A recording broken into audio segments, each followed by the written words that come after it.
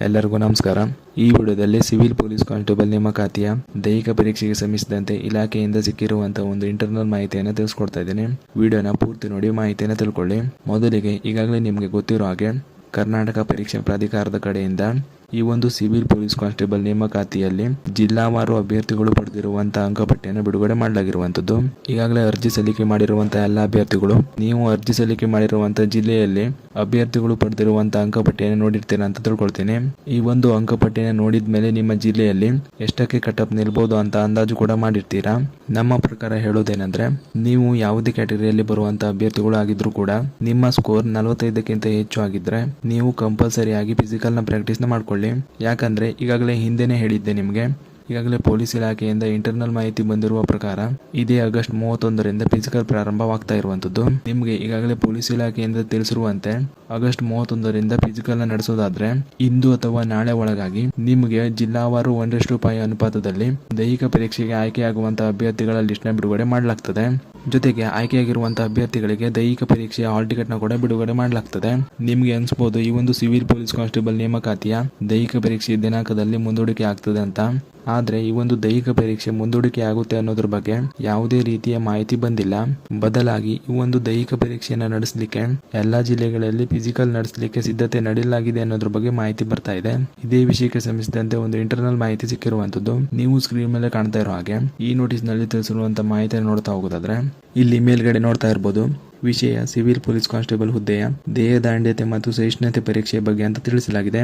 ನಂತರ ಮೇಲ್ಕಂಡ ವಿಷಯಕ್ಕೆ ಸಂಬಂಧಿಸಿದಂತೆ 2026-27ನೇ ಸಾಲಿನ ಸಿವಿಲ್ ಪೊಲೀಸ್ ಕಾನ್ಸ್ಟೇಬಲ್ ಹುದ್ದೆಗಳ ನೇಮಕಾತಿಗಾಗಿ ದಿನಾಂಕ 2/8/2026ರಂದು ಲಿಖಿತ ಪರೀಕ್ಷೆಯನ್ನು ನಡೆಸಲಾಗಿದ್ದು, ನೇಮಕಾತಿ ನಿಯಮದಂತೆ ಲಿಖಿತ ಪರೀಕ್ಷೆಯ ನಂತರ ದೈಹಿಕ ಪರೀಕ್ಷೆಗಾಗಿ ಪ್ರತಿ ಹುದ್ದೆಗೆ 1:5 ಅನುಪಾತದನ್ವಯ ದೇಹದಾಂಡ್ಯತೆ ಮತ್ತು ಸಹಿಷ್ಣುತೆ ಪರೀಕ್ಷೆಯನ್ನ ದಿನಾಂಕ 2/9/2026ರಂದು 3ನೇ ಪಡೆ KSRP ಬೆಂಗಳೂರು ಮೈದಾನದಲ್ಲಿ ನಡೆಸಲು ನಿಗದಿಪಡಿಸಲಾಗಿರುತ್ತದೆ ಅಂತ ತಿಳಿಸಿದ್ದಾರೆ.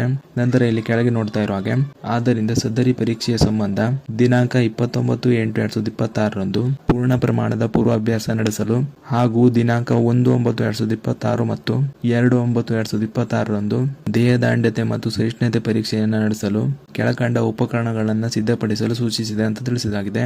ಈ ಒಂದು ಮಾಹಿತಿ ಪೊಲೀಸ್ ಇಲಾಖೆಯ ಇಂಟರ್ನಲ್ ಮಾಹಿತಿ ಆಗಿರುವಂತದ್ದು.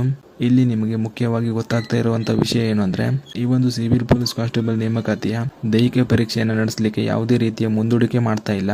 ಆದ್ದರಿಂದ ಸಿವಿಲ್ ಪೊಲೀಸ್ ಕಾನ್ಸ್ಟೇಬಲ್ ನೇಮಕಾತಿಯ ದೈಹಿಕ ಪರೀಕ್ಷೆಗಾಗಿ ಪ್ರಾಕ್ಟೀಸ್ ಮಾಡ್ತಾ ಇರುವಂತಹ ಅಭ್ಯರ್ಥಿಗಳು ನೀವು ಈ ಒಂದು ದೈಹಿಕ ಪರೀಕ್ಷೆಯಲ್ಲಿ ಮುಂದೂಡಿಕೆ ಆಗುತ್ತೆ ಅಂತ ತಿಳ್ಕೊಂಡು ನೀವು ಫಿಸಿಕಲ್ ಪ್ರಾಕ್ಟೀಸ್ ನ ಮಾಡದೇ ಇದ್ರೆ ನೀವು ಫಿಸಿಕಲ್ ಕ್ಲಿಯರ್ ನ ಮಾಡೋಕ್ಕಾಗಲ್ಲ.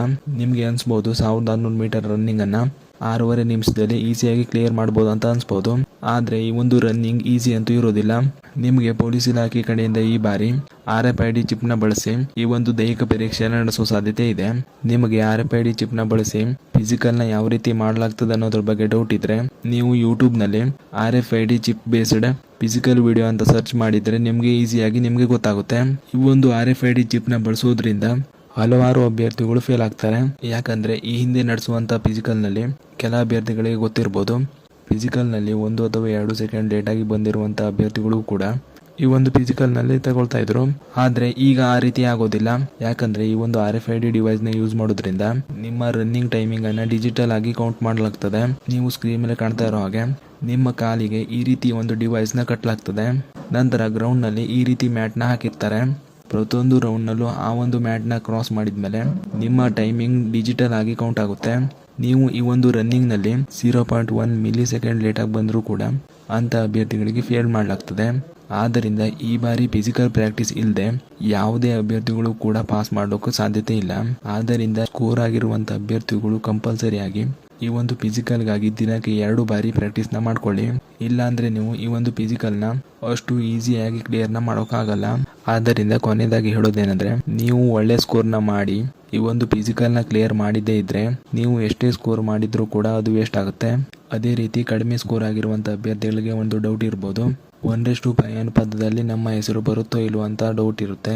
ಅಂತ ಅಭ್ಯರ್ಥಿಗಳಿಗೆ ಹೇಳೋದೇನೆಂದ್ರೆ, 45ಕ್ಕಿಂತ ಹೆಚ್ಚು ಅಂಕಗಳನ್ನು ಪಡೆದಿರುವಂತಹ ಅಭ್ಯರ್ಥಿಗಳು ಪ್ರಾಕ್ಟೀಸ್ ನ ಮಾಡ್ಕೊಳ್ಳಿ. ಒಂದೊಮ್ಮೆ ನಿಮ್ಮ ಹೆಸರು 1:5 ಅನುಪಾತದಲ್ಲಿ ಆಯ್ಕೆ ಆಗಿಲ್ಲ ಅಂದ್ರೂ ಕೂಡ ಮುಂದೆ ಏನಾದರೂ ನಿಮ್ಮ ಜಿಲ್ಲೆಯಲ್ಲಿ ಫಿಸಿಕಲ್ ನಲ್ಲಿ ಪಾಸ್ ಮಾಡಿರುವಂತಹ ಅಭ್ಯರ್ಥಿಗಳು ಕಡಿಮೆ ಆದ್ರೆ ಆಗ ಕಡಿಮೆ ಸ್ಕೋರ್ ಪಡೆದಿರುವಂತಹ ಅಭ್ಯರ್ಥಿಗಳಿಗೆ ಮತ್ತೆ ಫಿಸಿಕಲ್ಗಾಗಿ 1:5 ಅನುಪಾತದ ಆಯ್ಕೆ ಪಟ್ಟಿಯನ್ನು ಬಿಡುಗಡೆ ಮಾಡಲಾಗ್ತದೆ. ಆಗ ನಿಮ್ಮ ಹೆಸರು ಬರೋ ಸಾಧ್ಯತೆ ಇದೆ. ಆದ್ದರಿಂದ 45ಕ್ಕಿಂತ ಹೆಚ್ಚು ಅಂಕಗಳನ್ನು ಪಡೆದಿರುವಂತಹ ಅಭ್ಯರ್ಥಿಗಳು ಕಂಪಲ್ಸರಿಯಾಗಿ ಪ್ರಾಕ್ಟೀಸ್ನ ಮಾಡ್ಕೊಳ್ಳಿ. ಇದಿಷ್ಟು ಈ ಒಂದು ಸಿವಿಲ್ ಪೊಲೀಸ್ ಕಾನ್ಸ್ಟೇಬಲ್ ನೇಮಕಾತಿಯ ದೈಹಿಕ ಪರೀಕ್ಷೆಗೆ ಸಂಬಂಧಿಸಿದಂಥ ಪ್ರಮುಖ ಮಾಹಿತಿಯಾಗಿತ್ತು.